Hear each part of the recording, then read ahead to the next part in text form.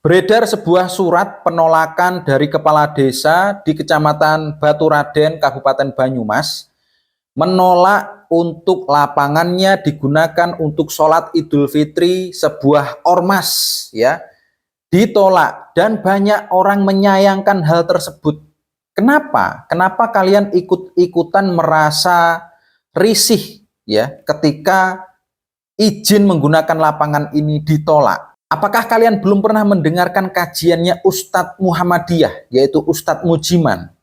Sebagaimana Nabi Shallallahu Alaihi Wasallam dulu ala solatiha fis sohra. Demikian pula sholat Nabi dahulu seperti itu, kama warata fis sahih, sebagaimana dalam hadis yang sahih. Hadisnya sahih. Sehingga apakah sholat id harus dikerjakan di lapangan? Jawabannya tidak. Jadi tidak harus di lapangan. Tuh, ini ustadznya Muhammadiyah. Apakah sholat id harus di lapangan?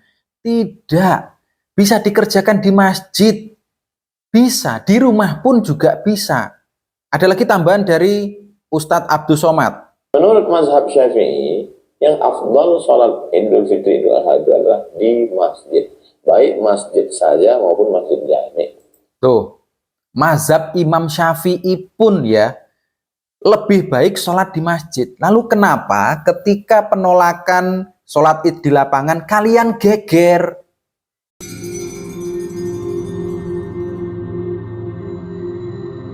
Assalamualaikum teman-teman.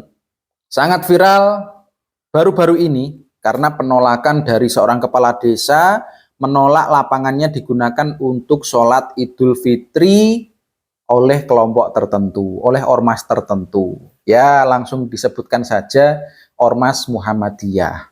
Ini menimbulkan keviralan teman-teman ya, geger. Karena apa? Dituduh ada yang bilang ini tidak toleran. Sama-sama umat Islam. Kenapa melarang sholat id di lapangan? Saya pun awalnya juga kaget teman-teman. Karena apa? Masa iya sholat di lapangan dilarang, padahal itu ormasnya Muhammadiyah loh. Muhammadiyah dan NU itu adalah dua ormas terbesar di Indonesia. Kenapa harus dilarang? Dan yang melarang justru kepala desa beserta perangkat desa dan lain-lain ya. Dan coba kita simak dulu ya bagaimana surat itu diterbitkan. Menindaklanjuti surat dari pimpinan cabang Muhammadiyah Baturaden perihal pinjam lapangan untuk kegiatan sholat Idul Fitri 1446 Hijriah sehubungan dengan pertimbangan beberapa hal dan pertimbangan dari musyawarah. Jadi ada musyawarah ternyata yang dilaksanakan pada hari Kamis tanggal 27 di kantor desa Rempoah. Benar ya, Rempoah. Sebagaimana berita acara terlampir, dengan ini kami mohon maaf untuk permohonan saudara tidak kami kabulkan. Permohonan pinjam lapangan tidak dikabulkan, teman-teman. Dan siapa yang diajak musyawarah? Jadi di sini ada surat tambahan lagi ya. Jadi musyawarah itu dihadiri kepala desa Rempoah, ketua BPD Rempoah, perangkat desa Rempoah, dan takmir masjid. Nah, coba kita lihat ya.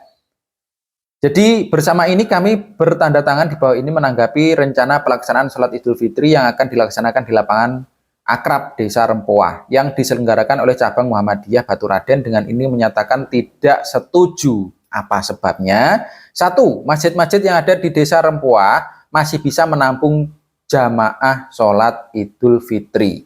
Jadi pengennya memakmurkan masjid. Ini harus dipahami juga ya. Dua, menciptakan kondusivitas masyarakat tetap terjaganya persatuan dan kesatuan juga kerukunan umat Islam. Jadi sebenarnya tujuannya juga tidak jelek. Tujuannya tidak jelek teman-teman. Karena apa? Memakmurkan masjid. Seperti halnya yang disampaikan oleh Ustadz, siapa tadi? Abdul Somad dan juga Ustadz Mujiman. Ini juga selaras juga yang disampaikan. Menurut mazhab Syafi'i, yang afdal sholat Idul Fitri Idul Adha adalah di masjid. Baik masjid saja maupun masjid jami. Itu menurut mazhab Syafi'i. Lebih afdol sholat Idul Fitri itu di masjid. Kenapa? Gini teman-teman ya, sekarang kan musim penghujan. Alangkah baiknya ibadah kita itu tidak terganggu dengan cuaca, yaitu dilaksanakan di tempat yang ada tempat berteduhnya. Salah satunya ya masjid, karena menurut mazhab Imam Syafi'i itu lebih afdal juga di masjid. Ketika tiba-tiba hujan atau tiba-tiba gerimis, ibadahnya orang Islam itu bisa tetap berjalan ya, tidak terganggu dengan cuaca, gitu loh teman-teman ya.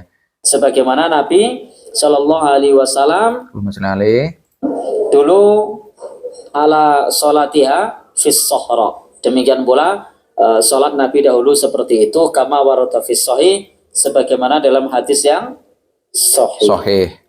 Sehingga apakah sholat id harus dikerjakan di lapangan? Jawabannya tidak. Jadi tidak harus di lapangan. Tidak harus di lapangan teman-teman ya. Tidak harus. Tidak harus di lapangan. Jadi bagi teman-teman yang membela mati-matian Ormas Muhammadiyah untuk ya agak memusuhi kepala desa tadi karena merasa kepala desa ini nggak adil. Mentang-mentang di dalam tanda tangannya tadi ada orang NU-nya.